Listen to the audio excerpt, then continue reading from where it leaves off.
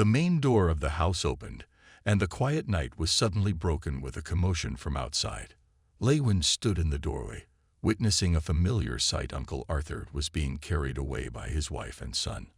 Uncle Arthur was staggering around with his eyes half closed, while the pungent scent of alcohol permeated the air. Uncle Arthur's daughter, a girl with a flushed face, looked very upset. Disappointment and anger radiated from her face when she saw the state of her father. His wife, who looked exhausted, tried to calm her child while holding Uncle Arthur's unsteady hand. Uncle Arthur, who was supposed to be a reliable figure, was now adding to the family's burden with his embarrassing behavior in front of others.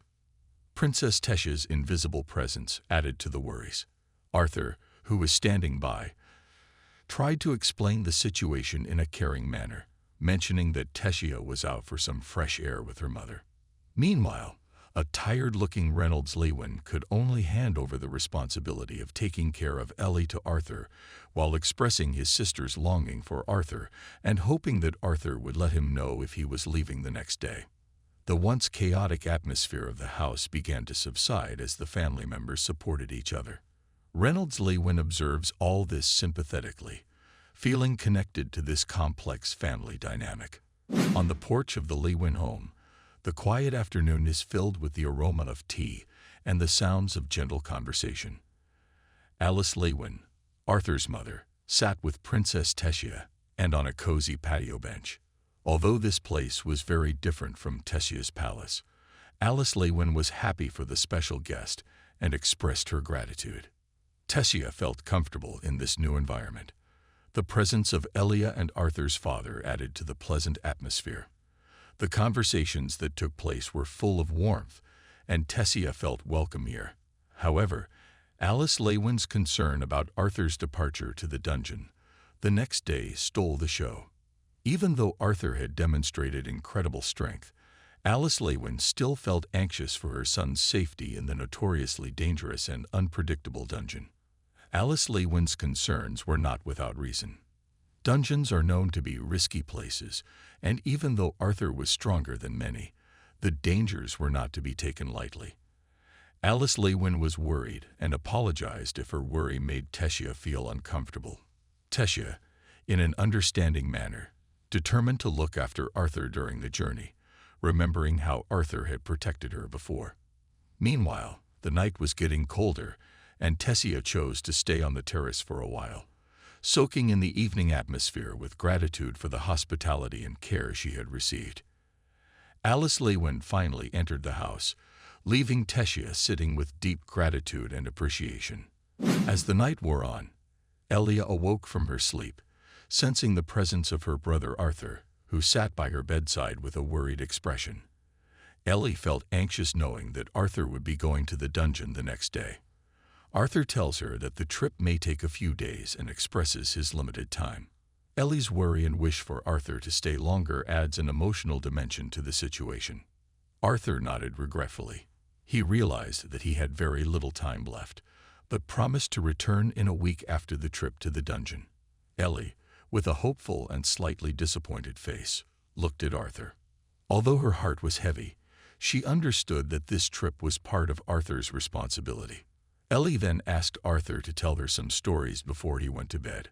Arthur, who originally intended to refuse because he had to get up early in the morning, finally agreed to see Ellie's expression starting to show anger. Reluctantly, Arthur began to tell this story. Arthur chose to tell an unforgettable incident in his life. He recalled the time when he faced the unstoppable magic of the whisk bucket. At that time, Professor Geist, a master of whisk bucket magic, was in grave danger. In this critical situation, Arthur dared to save Cathion, a trapped and helpless student. Ellie listened attentively, mesmerized by the story being told. When Arthur mentioned Cathion's name, Ellie remembered that she was probably King Sapin's daughter. Ellie's face suddenly turned red, and she seemed angry to learn that Arthur was once again involved in saving a princess. Arthur tried to explain that the act was purely to help and not to seek credit. However, Ellie sarcastically accused him of deliberately getting involved in situations involving princesses for attention. Arthur, although feeling a little offended, tried to explain that his intention was purely to help. Ellie, feeling a little guilty, apologizes for the accusation. Arthur, in a mischievous tone, teases Ellie and pinches her nose gently. After a small argument, Arthur finally let go of Ellie and said goodnight. Ellie, with a smile and good wishes, reminded Arthur to be careful on the way. As the night wore on, Arthur closed his eyes with a calmer heart thanks to Ellie's presence and care. The atmosphere of the room was calm again, enveloping them with a sense of closeness and warmth. After defeating Professor Geist, Arthur received a special summons from the director of Cyrus Academy. When Arthur arrived at the director's office, he was greeted with a respectful look. The director expressed his admiration for Arthur's abilities and offered him a position as a professor at Cyrus Academy. Arthur, who had heard this story from Ellie, recalled the moment. He initially declined the offer on the grounds that he wanted to gain access to a special library that only professors could access. In addition, Arthur also requested access to a private practice room equipped with practice crystals. This request made the teachers and DC officers treat him more favorably. Arthur explained to Ellie that he kept turning down offers until he finally got a facility that allowed him to train more effectively. He explained that he became a good teacher, and even some of his own students came to watch the training. Ellie, who was listening enthusiastically, asked about the training tools Arthur used. Arthur explained that the tool, known as a toby, was used to measure and improve magical skills. Professor Gideon was developing and improving this toby system to make it more effective in training. Ellie seemed very interested in Arthur's explanation and couldn't wait to see it for herself. Arthur, with a smile on his face, told Ellie that she would have a chance to see it later. He then reminded Ellie to rest, as he had to prepare for the trip to the dungeon tomorrow morning. With that, the atmosphere in Arthur's room calmed down. Ellie was satisfied with the explanation and was ready to sleep, while Arthur thought about his preparations for the upcoming trip. That morning at the Lewin family home, a calm atmosphere enveloped every corner of the house. However, it was soon broken by a conversation between Reynolds Lewin and Alice Lewin, who were looking for their son who had not been seen that morning. Alice Lewin, in a worried tone, asked Reynolds Lewin if Arthur had left yet. Reynolds Lewin replied with a shake of his head that Arthur was still sleeping and had not been seen waking up. Alice Lewin, worried, suggested checking Arthur's room. The two of them rushed to Arthur's room and carefully opened the door. The scene inside the room surprised them. Arthur was sleeping peacefully on the bed with his sister, Ellie, also asleep beside him. They both looked very cozy and peaceful, wrapped in blankets with peaceful facial expressions. Alice Lewin breathed a sigh of relief and smiled softly at the sight. She felt that Arthur must be comfortable here. Reynolds Lewin also smiled, seeing the heartfelt scene, and observed how close the relationship between Arthur and his brother was. Alice Lewin, with great affection, said that perhaps they should let Arthur and Ellie sleep a little more so as not to disturb the moment. Reynolds Lewin agreed, realizing that Arthur would soon be leaving for the dungeon and needed to rest. Gently, they closed the door again and left Arthur and Ellie in peaceful slumber. Alice Lewin was reassured by the closeness and happiness of her children, while Reynolds Lewin was proud of the care and affection Arthur gave to his sister. The day began with a sense of peace in their hearts, preparing themselves for what was to come, with Arthur ready to face the challenges of the dungeon and Ellie hoping for warm moments like this in the future. The next morning, the atmosphere at the dungeon site was filled with activity and enthusiasm. Arthur, Tessia, and the rest of the group of students had arrived at the site. They gathered near the entrance of the dungeon, awaiting instructions from Professor Glory. Professor Glory, in a stern tone, reminded all students to join their respective teams before entering the dungeon, emphasizing that their safety was the top priority. Arthur looked at Sylvie, the little fox standing beside him, and asked for her help to hunt around the area while they headed into the dungeon. Sylvie, who seemed hesitant, asked about the risks even though this dungeon was a low version. Arthur assured her that they would be accompanied by Professor Glory the whole time and believed that they would be safe. Some of the students near them started talking to each other in doubt, while Lucas, an experienced student who had explored the dungeon several times, gave his reassurance. He claimed that this dungeon was not difficult and introduced himself as an A-class adventurer. The female students in the group looked mesmerized and praised Lucas. Arthur, passing near them, interrupted with the information that Lucas' license was revoked.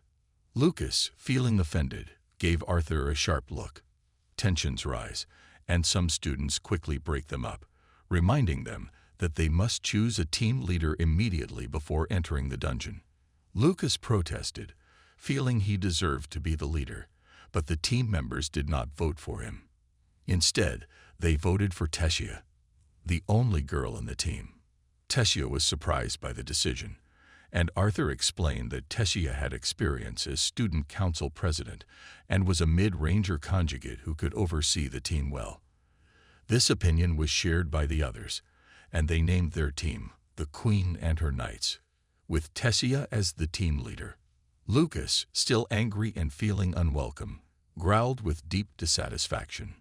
He thought the group's decision to choose Tessia as the team leader was a big mistake.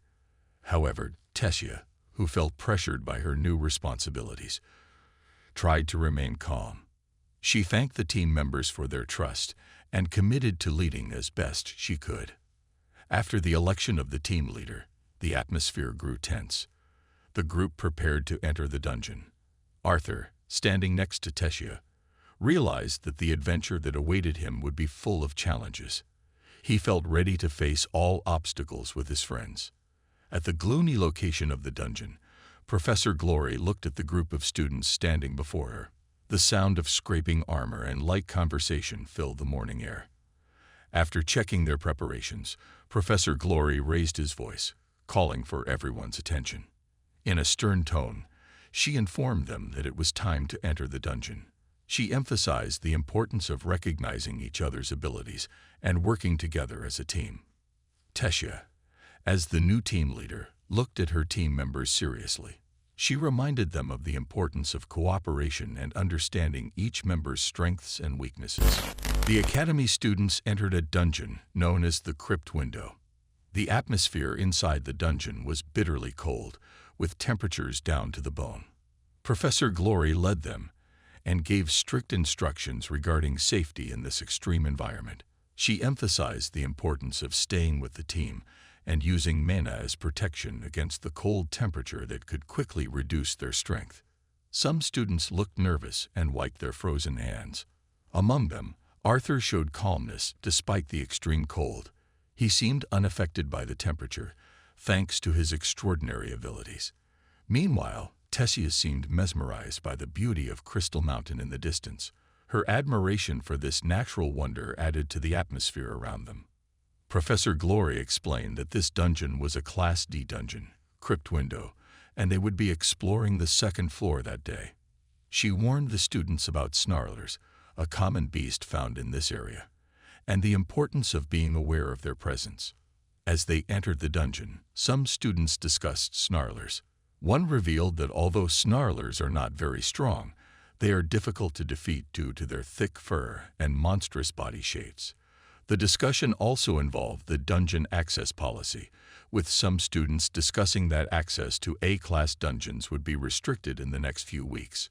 Professor Glory emphasized that, although they should have been able to see snarlers in this dungeon, there had been no signs of the beast's presence up to that point. He explained that if the students found gas or other indications on the first and second floors, they should report it to the Adventurers Guild as part of their duties.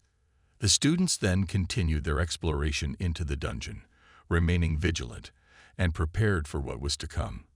The cold atmosphere and silence of the dungeon enveloped them, and their every step echoed in the dark and mysterious hallways.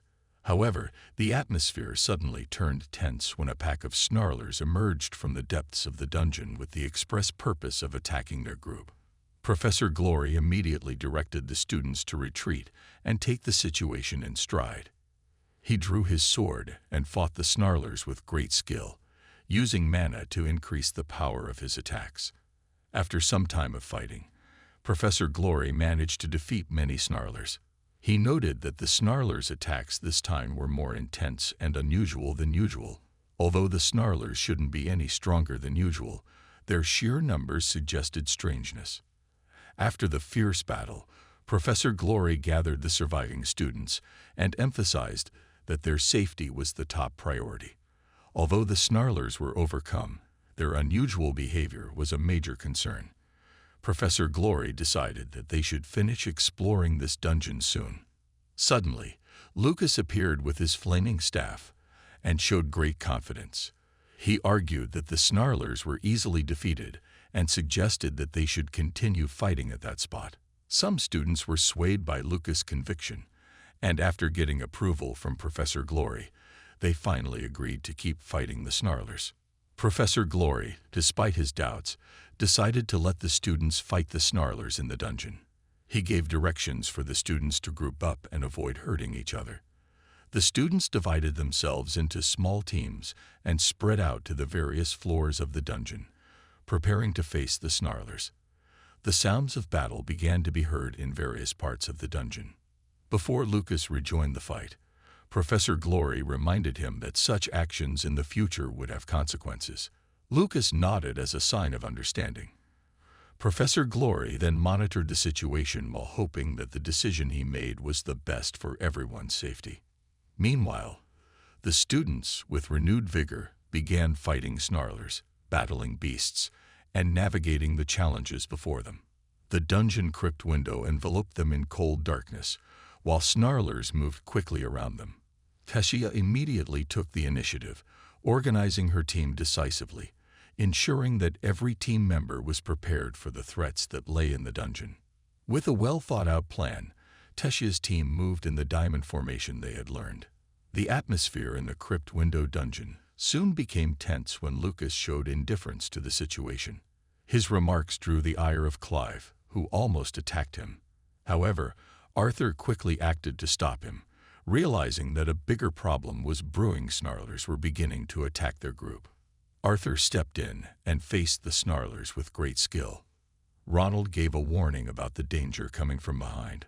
Arthur immediately turned and fought the Snarlers approaching him with great skill, using his sword to remove the threat from behind. The fight was fierce. Tessia and her team mobilized their magic powers simultaneously.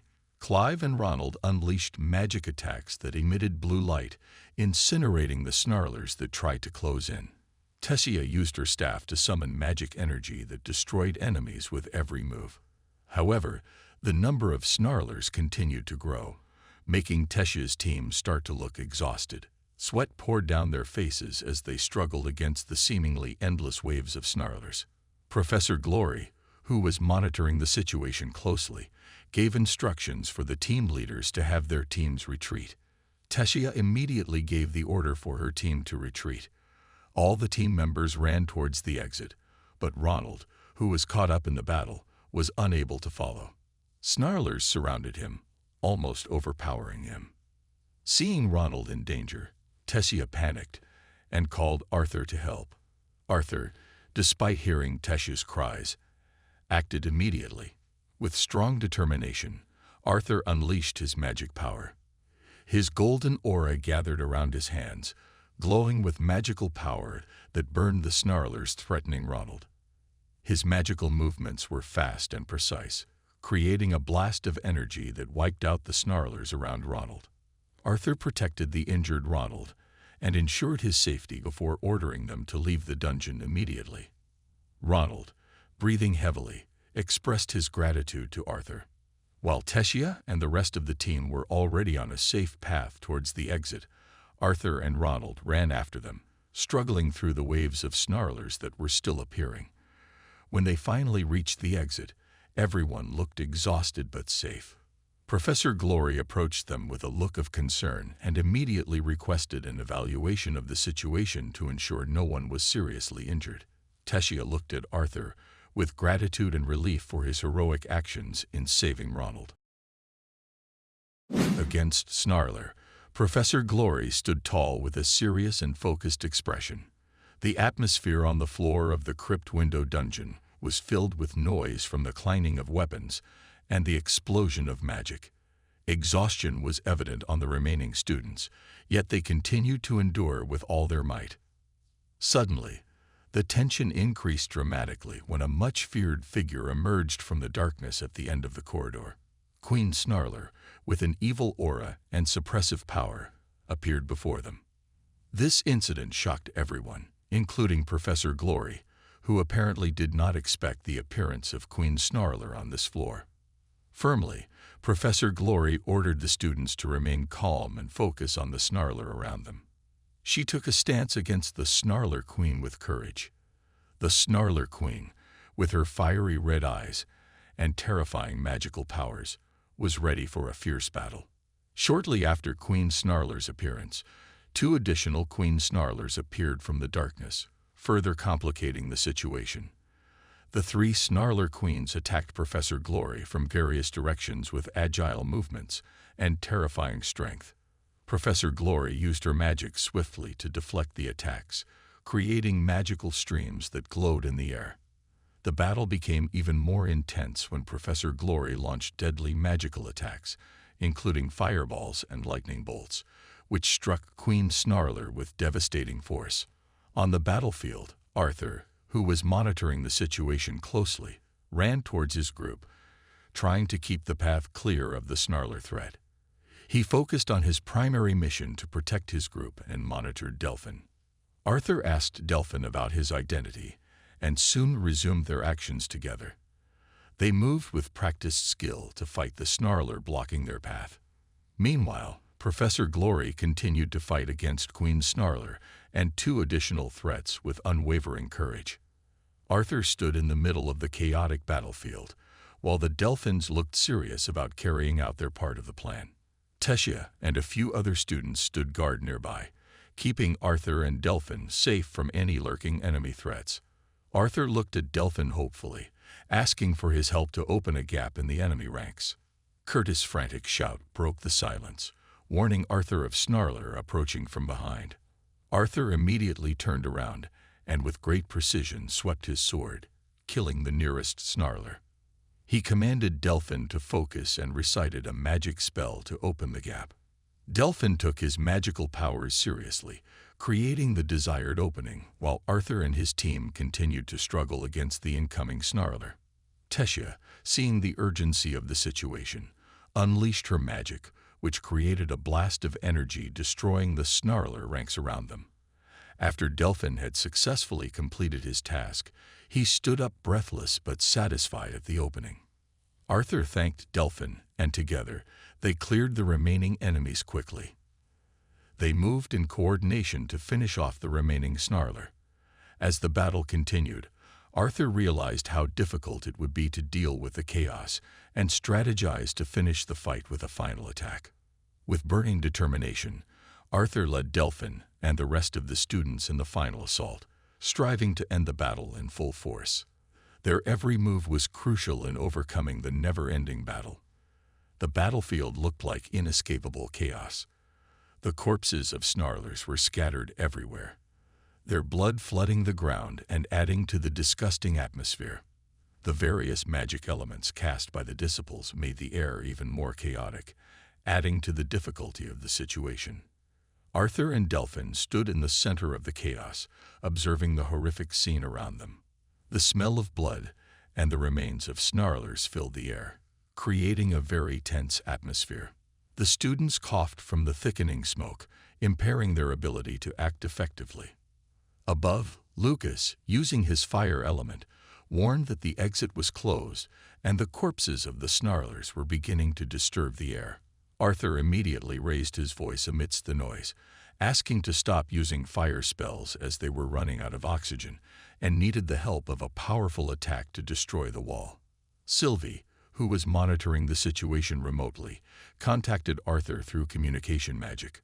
Arthur explained their emergency, that the air was getting hard to breathe, and they needed immediate help to destroy the wall, riding his huge lion swiftly. Arthur saw him and immediately called out to him. Curtis explained that the World Howl spell should be powerful enough to solve the problem. but he lacked the mana to do so. Arthur was distressed that Curtis' lack of mana was a big problem in this critical situation. He thought quickly, looking for an alternative solution. Arthur asked Curtis to try to get more mana if possible, while he and Delphin should continue to survive and find other ways to save themselves. Arthur and Delphin returned to their duties, guarding the students and trying to solve the problem of chaos. Chaos continued to engulf the battlefield, with the bodies of snarlers scattered on the ground and blood and remnants of magic adding to the tense atmosphere. Arthur looked at Curtis, who looked distressed, and immediately ordered him to protest less and help destroy the wall. However, with Curtis' lack of mana, Arthur had to find a solution. Determinedly, Arthur decided to transfer mana. He focused his mind, drawing power from within himself. As the master of the elements, Arthur felt he might be able to solve this problem with the help of his magical powers. Arthur stood in the center of the chaotic field, his hands emitting a soft light that shone brightly. He closed his eyes, trying to harmonize his magical energy with Curtis. In the process of mana transfer, Arthur felt a current of mana flowing from himself to Curtis, bringing much-needed power. Arthur hoped this action would work, although he was not sure. He tried hard, realizing how dangerous this action was and how important the outcome was. As the transfer process progressed, Arthur mused about his carelessness in bringing them into the dungeon without thinking of all the possibilities. He felt a deep sense of regret, remembering his responsibility as the Lord of the Elements and the importance of being wise in every action and decision. Nevertheless, the mana transfer process went well. Curtis felt a rush of new power flowing within him. With this added strength, Curtis immediately focused on his element. He raised his hand, summoning the power of his fire to destroy the wall that was blocking them. Curtis' magic flared up with incredible intensity, creating a huge explosion that destroyed the wall and opened the way out. The smoke and dust from the explosion slowly dissipated, revealing the path to safety more clearly. Amidst the chaos of the battlefield filled with blood and debris, Arthur and Delphin moved quickly, guiding the students and ensuring that they all made it out safely. Meanwhile, Professor Glory struggled desperately against two Snarler Queens. The swords, made of powerful deviant magic glass shards, sparkled under the dim light, but Professor Glory seemed to be at a disadvantage, constantly being pushed back by the brutal attacks of the two Snarler Queens. Arthur, who was still in the center of the chaos, observed carefully. Although his sword was strengthened by two elemental affinities, Professor Glory seemed unable to overcome the overwhelming strength of this enemy. Arthur felt anxious at the increasingly precarious situation. The students were trying hard to keep the remaining Snarlers at bay, while calling for evacuation. They were shouting and trying to organize the chaos so that everyone could get out quickly. Arthur, with a determined look on his face, began searching the crowd for Tessia. After a while, Tessia appeared with slow steps, approaching Arthur with a serious face. Tessia, looking tense and tired, explained that her core showed something unusual. According to her, Queen Snarler was usually a Class B and should not be a big challenge for Professor Glory, who was a Class A adventurer. This added to Arthur's concerns about the situation they were in. Arthur realized how dangerous the situation was and insisted that they should get out of the dungeon immediately while confirming that something was wrong here. He looked back at Professor Glory and saw that their teacher's condition was worsening, distressed by the relentless attacks of the two Snarler Queens. Arthur felt a strong urge to help and started strategizing. Why are there two Snarler Queens in this dungeon? This makes no sense. On the second floor of the dark and stench-filled dungeon, the atmosphere was tense. The floor was stained with blood and stone fragments were scattered everywhere. Professor Glory stood in the center of the room, dominated by darkness. His sword moved quickly, parrying attacks and fighting off two monstrous Snarler Queens. The blazing red eyes and sharp claws of the Snarler Queens lunged relentlessly, creating violent vibrations that shook the dungeon floor. Near the newly opened exit, the students were running around, trying to leave the place. However, Arthur remained standing in place, holding the unconscious Tessia on his back. His gaze remained fixed on Professor Glory, who was struggling tenaciously. Claire, with a voice full of urgency, called out to Arthur to leave quickly. Despite Claire's attempts to persuade Arthur, the man remained unwavering. Passionately, Arthur replied that he could not leave Professor Glory, who was fighting for them. His resolve was unwavering despite the increasingly critical situation. Claire, full of worry, turned to Curtis, who also looked anxious. Curtis tried to convince Arthur to abandon the battle and leave. However, Arthur didn't seem to be listening. Quickly, he handed it over to Claire. Claire's face displayed a mixture of awe and panic as Arthur decided to act. Arthur asked them to leave immediately and ensure Tessia's safety as well. Arthur took out a smoldering fire element from his palm. The fiercely burning flames spread around him, enveloping the room in a fiery red light. Curtis and Claire were wide-eyed at the sight of such power. Arthur focused on Queen Snarler, directing his fire attack with full intensity. The massive explosion generated from the attack sent both creatures staggering backwards, and the darkness of the dungeon seemed to be momentarily revealed by the radiating firelight. While the students who had been running towards the exit, they could not shake off the image of the battle that continued to unfold behind them.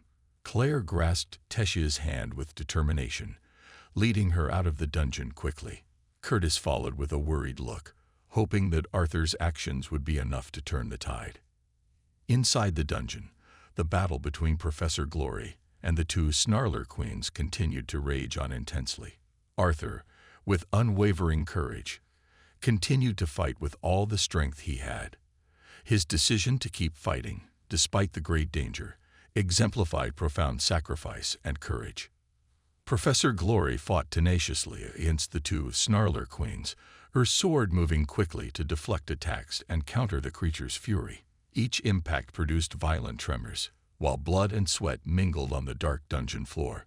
Professor Glory was panting, full of astonishment at the enemy's growing strength. Suddenly, an explosion of fire struck from the corner of the room. Arthur appeared, unleashing the blazing power of the fire element. The flames burned Queen Snarler, sending them staggering backwards. Professor Glory turned around in surprise to see Arthur. Arthur stays focused, attacking Queen Snarler with burning fire. He states that his presence does not apply to fellow professors and wants to help because Professor Glory's attacks often miss. Professor Glory was stunned for a moment, wondering if Arthur was mocking him.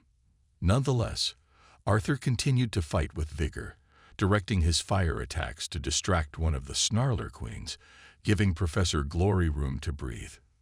Moments later, Professor Glory finally allowed Arthur to fight alongside him. Arthur made sure that all the students were out, though he saw Lucas was still there. With renewed vigor, Professor Glory and Arthur teamed up against the two Snarler Queens. Arthur used fire to attack from a distance, while Professor Glory kept close and parried attacks with his sword. The combination of their powers began to make an impact, and the fierce battle continued with determination. In the dark dungeon filled with foul odors, Professor Glory and Arthur displayed their courage and strength. The room on the second floor of the dungeon, covered in blood and stone splinters, emitted the horrible roar of battle. Professor Glory, with bated breath and a face full of tension, pointed his sword skillfully against the two monstrous Snarler Queens. His sword lashed out with swift movements, deflecting attacks and countering the creature's fury. Each clash between the sword and the claws of the Snarler Queens caused violent tremors, while blood and sweat mingled on the dark dungeon floor. In the midst of battle, Arthur, with unwavering determination, focused his elemental powers. Fire, water, and wind unite in a dazzling attack. Blasts of fire, tornadoes of wind, and waves of water spread around Queen Snarler, creating chaos that successfully distracted the creatures. Professor Glory prepared his attack. He launched a powerful strike with a swift movement, causing a wave of energy to slam into both Snarler Queens. The attack injured the creatures and left them slightly weakened. With the opportunity gained, Arthur and Professor Glory ran towards the exit, but the remaining Snarler queens pursued them angrily. Just as they were about to reach the exit, one of the still strong Snarler queens darted out at high speed. With its sharp claws, the creature clawed Arthur's leg, causing intense pain and blood to flow. Arthur fell to the ground in deep pain. Professor Glory tried to help, but before he could pull Arthur further, a huge explosion rocked the dungeon. The explosion was caused by the final reaction of the injured Queen Snarler, blanketing the room with dust and debris that blocked their way. In an increasingly precarious situation, Arthur cried out in a desperate voice, asking Professor Glory to leave. Reluctantly, Professor Glory fled the ruined dungeon, leaving Arthur in the middle of the chaos. Arthur fell into the abyss, his consciousness almost gone. Every breath was heavy, and the pain spreading through his body was becoming unbearable. With what strength he had left, Arthur tried to concentrate his energy to survive. He grasped the rough stone wall with trembling hands, but his grip was weakening. In the suffocating darkness, Arthur gathered the remaining mana he had and began a mana rotation spell with burning determination. A dazzling blue light emerged from his body, emitting powerful magical energy. However, although the light shone with great intensity, it did not seem to be enough to lift his body from the dark abyss. Finally, with the last of his strength, Arthur fell into a deeper abyss. His back shirt was torn, and blood flowed from his wounds from the fall. Every scrape of the rock wall added to the pain. Arthur crashed to the bottom of the ravine, his body lying helplessly. His consciousness faded further, and the light from the mana rotation slowly faded away, leaving total darkness around him. Arthur was trapped at the bottom of the ravine in a critical and unconscious state. The light from the mana that once helped him is now dimming, leaving behind the remnants of struggle and strong determination in the darkness of the dungeon. Bottom of the dungeon's dark and terrifying abyss, Arthur fell heavily. Sharp pain spread across his bleeding back and torn shirt tail, while his left leg was pierced by the sharp claws of Queen Snarler. The violent impact of the fall made his head throb. In pain, Arthur tried to get up despite the difficulty. The surroundings were unfamiliar and frightening. The dark room was filled with the sound of rumbling water from an obscure passage, adding to the tense atmosphere. Arthur saw a sword lying not far from him. With great effort, he grabbed the sword and stood up, though the pain almost prevented him from moving. Looking up, a sense of hopelessness came over him. He felt that even with full strength, he would not be able to climb up. In his confusion, Arthur heard the sound of rushing water from a passage not far from where he was. Cautiously, he followed the sound, stepping through a long hallway until he came upon a rushing waterfall. Arthur passed the waterfall and paused to observe his surroundings. The sight presented in front of him was shocking. The water around him was filled with the corpses of drowned warriors. All of them had red sharpened staves stuck in their stomachs. The atmosphere was tense and a foul odor filled the air, adding to the gloomy impression of the place. Suddenly, Arthur heard a voice calling for help in the distance. He immediately searched for the origin of the voice, moving quickly despite being out of breath and injured. After a while, he found a figure among the gruesome corpses of soldiers. When he saw the figure more clearly, his face turned pale. It was Lance Alia, lying in critical condition with his body badly wounded and blood flowing from his wounds. Arthur, shocked and staggered, could not contain his emotions. His sword fell from his hand, and he just stood there with his eyes wide open. Lance Alia, in a very poor state, sat helplessly on the ground. Lance's legs were cut off. His stomach was pierced by a red sharp stick, and blood was flowing from both eyes. Arthur felt a deep sadness at seeing Lance in such a terrible condition. Memories of their first meeting at Cyrus Academy replayed in his mind, remembering how kind Lance was, who once considered Arthur as his younger brother. Arthur stood in front of Lance, his heart breaking to see Alia in such a state. A sense of sadness and despair washed over him, realizing the painful reality of their situation. Arthur felt a deep sadness and emotional burden as he witnessed Lance Elia's desperate condition, with memories of the past adding to his pain. In a critical and almost lifeless state, Lance Elia could only sit up with what little energy he had left. He felt the remnants of consciousness slowly fading away in the suffocating darkness of the dungeon. With great difficulty, Lance Elia grabbed a shard of her core and offered it to Arthur. It was part of all that was left of her, something important and precious. Arthur, with trembling hands, accepted the core shard from Lance Elia. It was a great burden to see Lance Elia's sacrifice. Arthur realized that he didn't know what to say, feeling depressed about the situation. Lance Elia, despite his severe condition, tried to smile despite his severe pain. He asks Arthur to remember what happened and tells him that he is better than before. Lance Elia asks Arthur to go and find his way. Arthur looked at Lance Elia with tear-filled eyes, trying to save every last detail of the person he once thought of as his own brother. Full of gratitude for Lance Elia's sacrifice, Arthur promised not to forget the struggles and sacrifices that Lance Elia had made. The atmosphere around them remained dark and tense. Arthur knew that he had to continue his fight with new memories and determination. On a remote hill shrouded in a light mist, Arthur stood beside a freshly dug grave. The sky was beginning to darken, signaling that night would soon fall. With a face full of sadness and determination, Arthur looked at the grave of Lance Elia that he had buried with his own hands. Beside it, several other fallen soldiers were treated in the same way, blood on their faces and bodies before being buried. Arthur smoothed the ground over the grave, gazing at Lance Elia's final resting place. With great honor, he let the tears fall down his cheeks. After closing the grave, Arthur stood firmly, feeling a great weight on his shoulders. As he recalled the events, the image of a terrifying black-horned monster, similar to the one he had encountered in Sylvie's cave, came to mind. With strong determination, Arthur realized that if the war claimed by the monsters was true, then he would not be able to hold back anymore.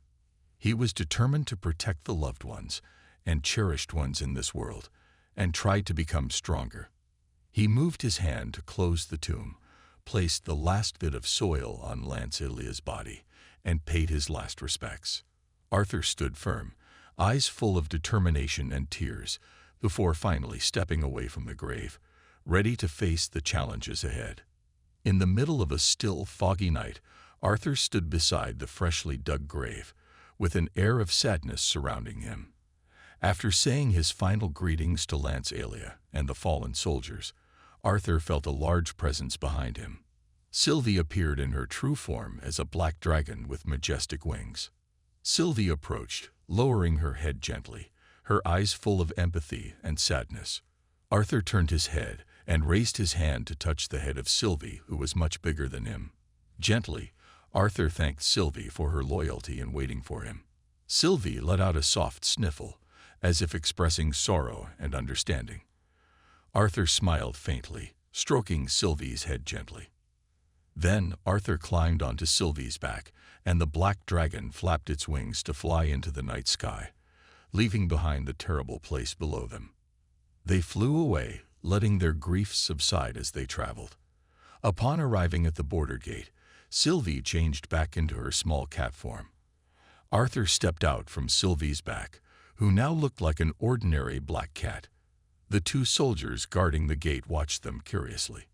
When the soldiers asked about his identity, Arthur showed his Cyrus Academy ID and explained that he had just returned from a class trip at the Widow's Crypt. Hearing the name of the place, the two soldiers were surprised. One of the soldiers immediately ran to the office to inform Cyrus Academy and the Adventuring Guild about the situation. The other soldier was about to follow his friend, but Arthur quickly stopped him, asking permission to return home and report the incident at Cyrus Academy the next day. After getting approval, Arthur thanked him and walked away with Sylvie, leaving the place with a sense of sorrow in their hearts and hope for better days ahead. Arthur arrived at the front of his house, standing with a tired body and a troubled mind. The darkness of the night enveloped his surroundings, and the house seemed so calm, contrasting with the chaos inside him. He hesitated to step inside, trapped in doubt and fear of what he might face inside. As Arthur still stood there, confused and anxious, his father appeared and sat beside him without saying a word. Arthur felt awake from his reverie and turned his gaze towards his father, not knowing what to say. Reynolds Lewin stroked Arthur's head gently, providing comfort and support. Reynolds Lewin told him that his mother could only perform healing magic for minor injuries. Just like what Arthur felt, his mother also had wounds that could not be explained in words. Taking in his father's words, the sadness and turmoil in his heart slowly began to subside. Reynolds Lewin reminded him that everyone has their own battles to face, and it was the same for his mother. Reynolds Lewin continued to provide support, encouraging Arthur to pick himself up and learn from the experience. He stated that life was not just about one battle, and that it didn't matter if they lost. They spent the night telling stories and listening to every word his father said. Arthur's pain and sadness slowly dissipated along with the support and words of wisdom from his parents. The next day on the balcony of Cyrus Academy, Arthur stood alone, gazing down at the view. The breeze was blowing gently, but his mind was filled with various feelings and memories. Suddenly, Director Goodsky appeared behind him. Director Goodsky looked at him with a serious gaze, asking about Arthur's pet and unfinished business. Arthur explained that he had promised to accompany his mother and sister shopping. Director Goodsky looked concerned but remained focused on a deeper topic. He wanted to find out more about what happened to Arthur in the widow's crypt and received a necklace that Arthur had given him. The necklace was the last gift from Lance Elia before his death. Director Goodsky examined the necklace carefully, his expression a mixture of concern and curiosity. After examining the necklace, Director Goodsky was visibly distressed and shaken. He asked Arthur if Lance Elia had really died. Arthur confirmed, and Director Goodsky let out a long sigh, looking at Arthur with concern. He stated that he would inform the council about this immediately, and that the council and the other Lances would deal with whatever had caused the situation. Director Goodsky turned away and left the balcony, hurrying to relay the news to the relevant parties. After Director Goodsky left, Arthur stood alone on the balcony, looking out over the deserted nightscape. He spoke to himself, full of hope and despair. With a heart full of hope and determination to face the future, Arthur looked up at the dark night sky, hoping that things would get better and be solved soon. Arthur, along with his mother Alice Lewin, sister Ellie, and Aunt Tabitha, strolls through the bustling village streets, where the afternoon sun casts a soft glow that illuminates the colorful marketplace. They head towards Aunt Tabitha's favorite shop, and a cheerful atmosphere fills the air. Aunt Tabitha points the way to the shop with infectious enthusiasm. The shop attracted attention with its unique decor and windows filled with antiques. Arthur looked at the shop curiously, mesmerized by its uniqueness and appeal. Meanwhile, Ellie was busy dressing Sylvie, Arthur's little fox, in a bright green scarf. Sylvie looked adorable with the new accessory. Though Arthur felt a little perturbed by the antics, he felt the need to continue their journey without neglecting their main objective. As they arrived in front of the shop, Aunt Tabitha introduced the place with genuine enthusiasm. Arthur, inspired by the aunt's enthusiasm, began to think of questions regarding the existence of other shops nearby that might sell training materials, such as elixirs or special materials. Alice Lewin, looking worried, offered to go together, feeling more comfortable if they went as a group.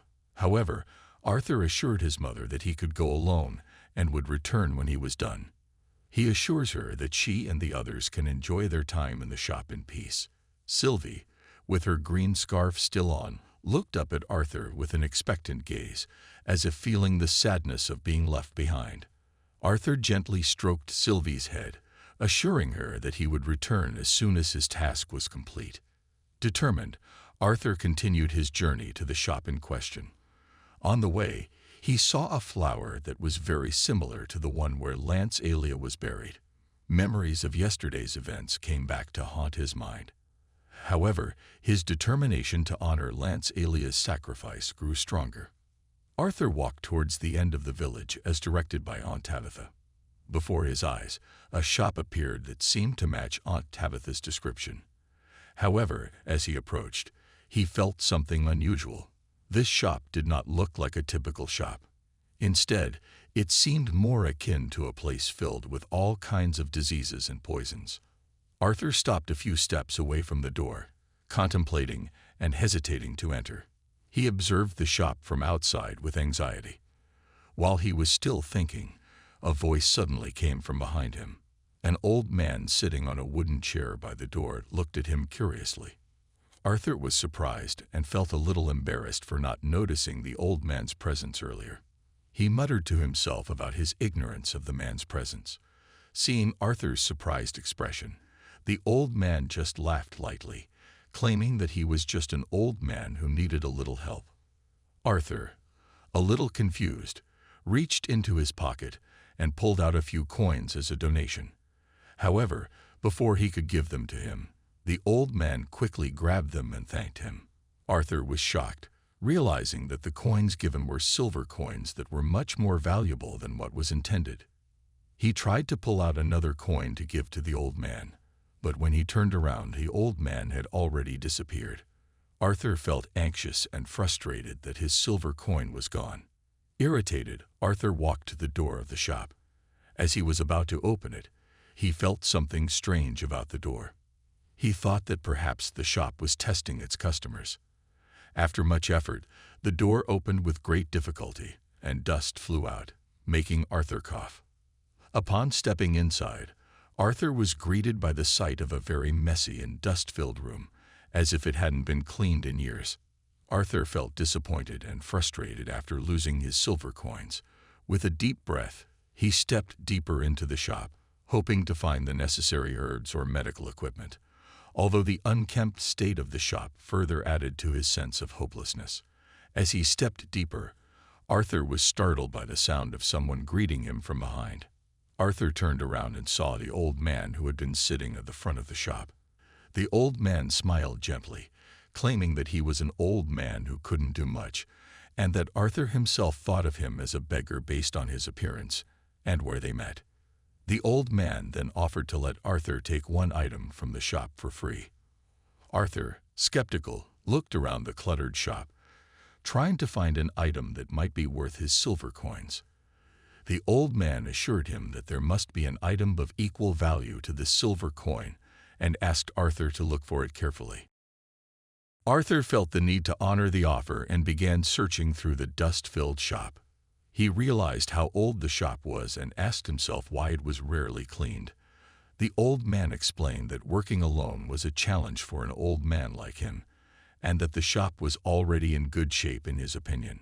As Arthur continued his search, he saw a black cat walk by and stare at him, but he ignored it. He opened a ring box while muttering to himself, but before he could continue, the old man surprised him by lifting a small bucket with the contents spilling out onto him. Arthur felt angry and frustrated, thinking that he would go mad if he stayed in the shop. After a fruitless search, he felt hopeless and didn't know what to do. Suddenly, the black cat that had been staring at him approached him angrily, as if asking why Arthur had left him alone. Arthur stroked the cat's fur gently. Then he turned to the old man and asked him to return his silver coin if he couldn't find what he was looking for. The old man sighed, said that Arthur wasn't looking for it properly, and then threw a small round ball at him. Arthur caught the small object and asked about its identity, but the old man didn't answer and just pushed Arthur out of the shop. The old man said that the small object might be useful and that now they were even, while closing the door in front of Arthur. Arthur and the black cat stood in front of the shop, feeling upset and confused.